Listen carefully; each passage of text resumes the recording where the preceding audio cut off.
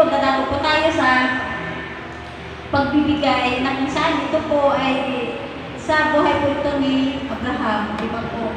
Na yun po, sabi nga po niya dito sa nakipagbukas po kayo sa akin sa Genesis chapter 15 verse 19. Sabi niya po dito, at pinasbasan, pagpalain ka nawa, Abraham, ng kataas-taasang Diyos na lumikha ng langit at lupa. Verse 20, purihin ang kataas-taasang Diyos na nagbigay sa iyo ng kalipan. At ibinigay ni Abraham kay Melchizedek ang ikasampung bahagi ng lahat ng kanyang sinamsang buhat sa labanan.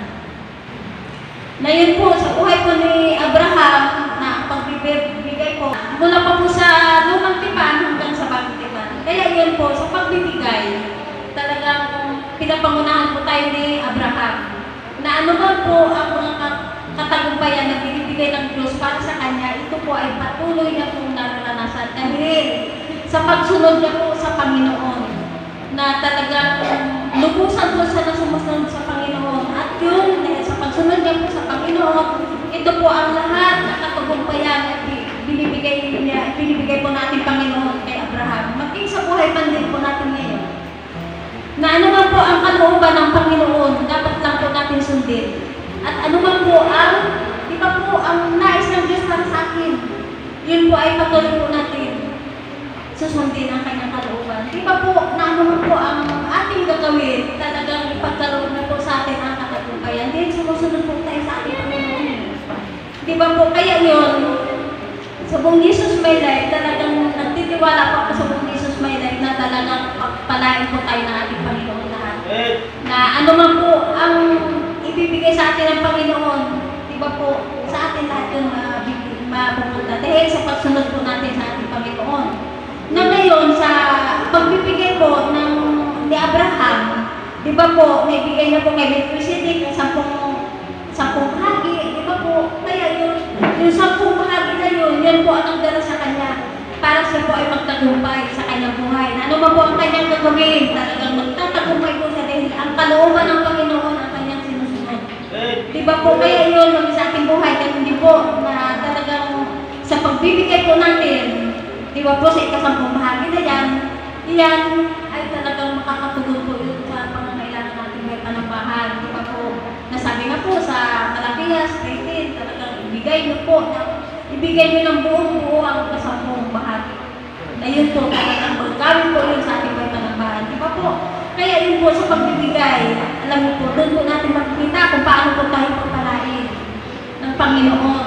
Dahil naging tapat po tayo sa Kanya. Di ba po? Kaya yun, salamat sa pagbibigay na talagang magtapat lang po tayo. Di ba po? Na kung anong mayroon sa atin, kailangan po natin ang ikasampung bahagi ay ilaan po sa ating Panginoon. Kaya yun, salamat po sa Panginoon na nawa ang ating mga ibibigay, ito ay makabit sa panambaan.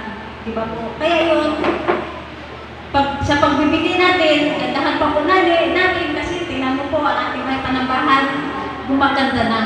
Diba po? So, pag-paayos na ating may panambahan, ito po ay may kasunod na aircon. Aircon, madali na po ito malagyan ng aircon na ayos na po ito na maayos. Kaya yun, sa pagbibigay, gandahan po natin. Diba po? Kaya yun, salamat sa ating mga buhay na patuloy po tayo pagkakita ng Panginoon dahil sa ating pagtatapat sa Kanya. Diba po? Kaya yun, magpagbukas din po kayo sa akin sa Efeso chapter 4, verse 11 hanggang 12. Diba po? Sa ating mahal na pastor ito. At binigyan ng ilan ng kaloob upang maging mga apostol, ang iba naman mga propeta at iba'y evangelista at ang iba'y pastor at guro. Ginawa niya ito upang ihanda sa paglilingkod ang lahat ng mga banal para sa ikatitibay ng katawan ni Kristo na Iglesia. Di ba po, na walang iba po kundi ang ating mga pastura na siya po ang pinagkakatiwalaan, di ba po? Na siya po ay talagang tagapanguna po natin. Na mahusay, di ba po, na mahala po, talagang iniwan niya po yung kanyang trabahong maganda. Talagang kung tutusin, napakaganda po. Pero alam niyo po, pinili niya po ang Panginoon upang maglingkod sa Panginoon, upang tayong lahat ay pangalaman. Kaya yun, maraming salamat sa ating mga pastura na yun po, na nagdaga para sa atin upang tayo po ay turuan. Hindi ba po? Di ba po? Ngayon, nandito po tayo sa harapan ating Panginoon. Dahil sa ating mga pastura na ginamit ng Diyos para sa atin. Kaya yun, maraming salamat sa buhay po natin mga pastura. Dahil ating mga pastura na kailangan man din, di ba po? Di ba po? Dahil sa paglilingkod niya, dapat nang lingkod siya man din po ipagpalain na kung ano po ang meron sa atin. Sabi nga po sa Galatia 6 verse 6, ano man ang nasa atin, ay patuloy po natin mahagilan natin mga pastora. Yun po, yun lamang po, mayroon po dyan. Self-serving, nag-give, mag-isa mission, mag-isa salutado. Diba po? Kaya yun, patuloy po tayo magbigay.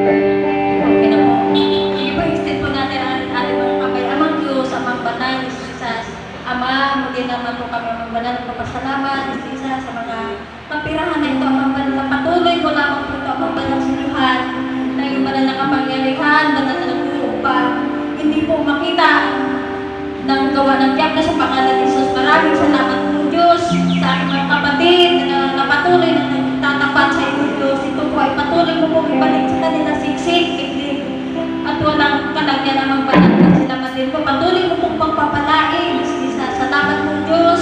Salamat po amang banal, Jesus. Itong kapira na ito magamit naman po sa iyong panambahan, Jesus. Maging ang humahawak amang banal. Patuloy mo po ito si Yuhan, yung pananalugo ba na nakapangyarihan, upang hindi po siya makita ng gawa ng Diablo sa pangalan ni Jesus, sa pangalan ni Jesus. Maraming salamat po Diyos. Salamat po amang banal.